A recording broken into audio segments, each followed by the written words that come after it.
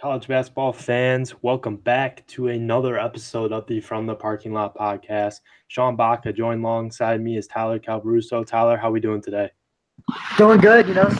Sometimes in the off season, let's talk about things that normally you wouldn't be talking about during the regular season, and that's what we have in store for you guys today. Yeah, I'm excited. We had a good conversation with Aaron Torres of The Athletic and Kentucky Sports Radio, which we'll get to later. But first, we want to touch on the Rick Pitino in Siena, the possible mutual interest with that job. So obviously, a report came out the other day from Mark Singulace of the Times Union newspaper, and what he basically said is that Rick Pitino is interested in the Siena basketball coaching job, and Kevin Sweeney at CBB_Central, who is a longtime Siena fan. I'm not sure if I was supposed to expose his identity or not on there of what fan he is, but he sent me a text saying that he heard from multiple sources that Rick Pitino is, well, as we know, he's a big time horse team fan.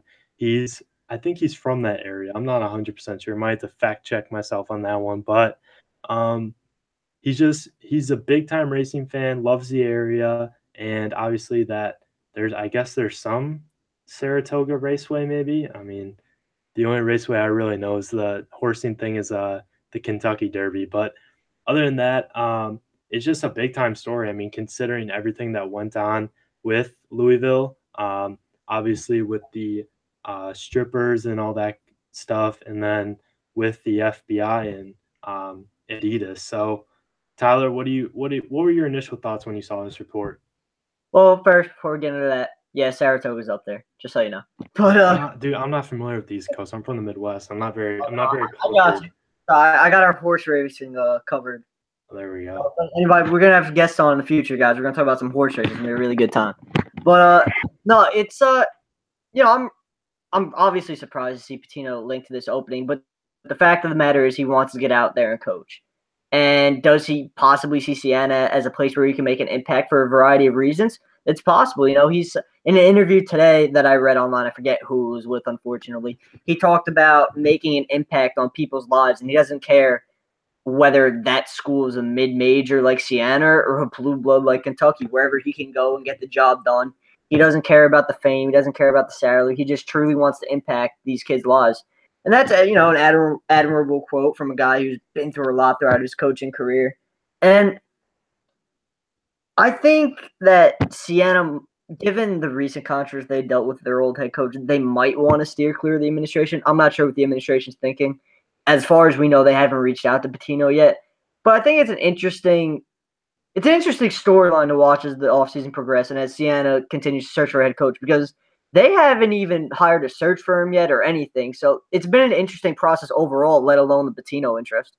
Yeah, but I mean, like you said, what Pitino was saying, like he wants to impact kids' lives and stuff, and I'm sure he regrets all the stuff that he allegedly did at Louisville. But if you're a parent of a recruit and you see that Rick Pitino's coaching you, and then you look back at his history of what he's done, like everything he's had, all the allegations and stuff with his programs, and really just like, does that make you like want to send your kid to that school?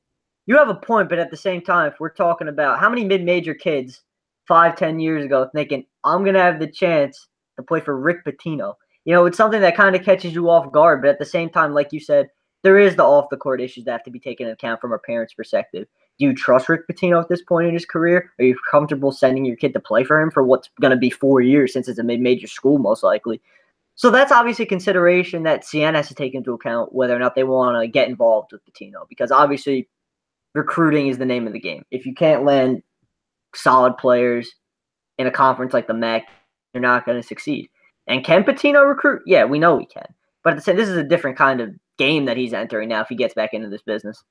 Yeah, I mean, he's definitely going to draw like a lot of I wouldn't say big names, but he's definitely going to draw a lot of interest from maybe guys that would be high major recruits and play in those upper echelon conferences. And Yeah. even maybe even he'll hire like really good staff or something like that. Maybe David Padgett will join him in Now that's an interesting thing. But, to build on your point there, my question for that would be, what kind of money does Siena have to really build the kind of staff that Pitino wants? Would Paget come along? Yeah, I could see that happening. I mean, given where he's at in his career right now, why not go back to the old boss? But at the same time, how much leeway would Pitino potentially have building his staff his way up there? And at the same time, how much of a role would Siena's administration play in Pitino's staff hiring? They want to ensure that they're hiring high-class guys who aren't going to get into trouble with the NCAA as they did at Louisville.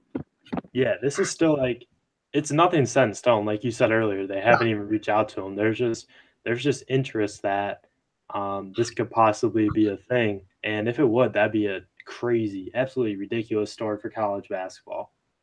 Oh, yeah. At this point, it's nothing more than a conversation that we're having on a podcast. There's nothing to show that, oh, Siena wants to do this and they want to do that in regards to hiring Pitino. Yeah, but, as this plays out, it could become a thing. Yeah, and it's the offseason too, and we're just digging. We're just digging for any topic. Yeah, we are digging.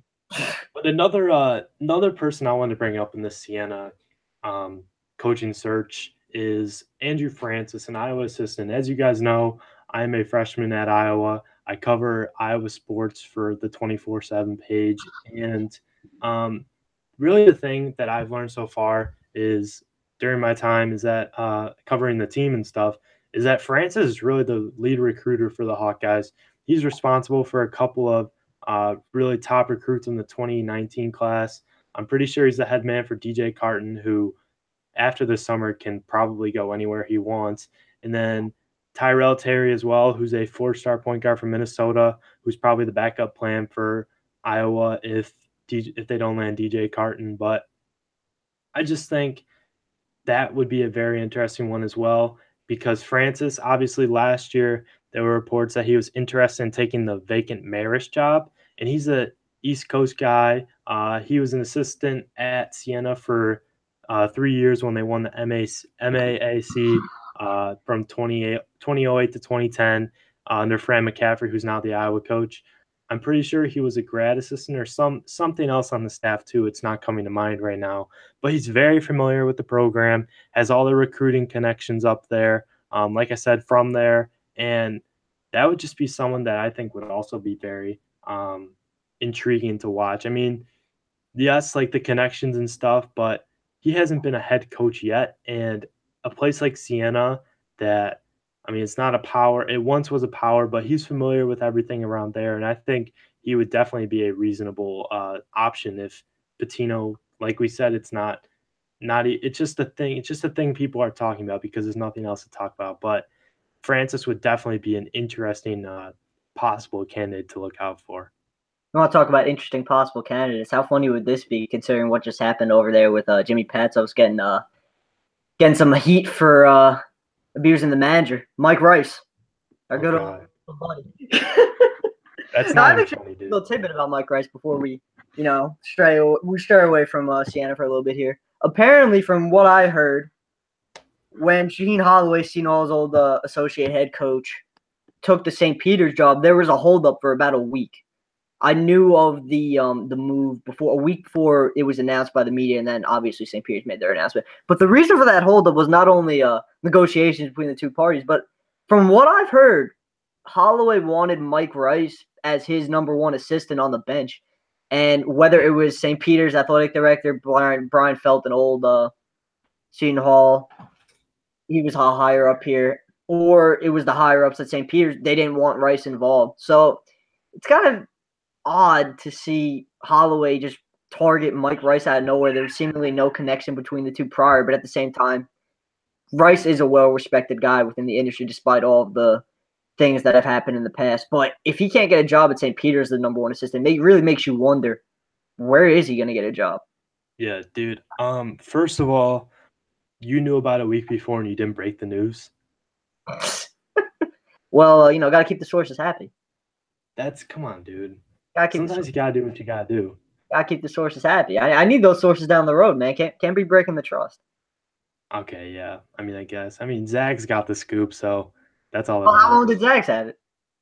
He had it he was the one that originally broke it. Yeah, but how long did he have it before then? I don't know. I didn't ask him. Come on now. Hit him up. I want to know. Whatever. maybe when we have him on the podcast, we'll ask him. I'll But try. Yeah, I'll try to get Shaw on the podcast at some point. He's a great interview. I love that guy. who? Gene Holloway. Yeah, let's do it. Come on. Do we need guests? I'll make it. Hey, look, he responded to my email after he left, so that's something. That's a step in the right direction, but definitely get him on. But with that conversation, let's transition into the Aaron Torres podcast. Really fun podcast about the really fun conversation about the Nike Hoop Summit. Aaron was there for Kentucky Sports Radio. You can also find him at the Athletic. So let's jump to Aaron. Right, let's jump to that fun, good conversation with Aaron.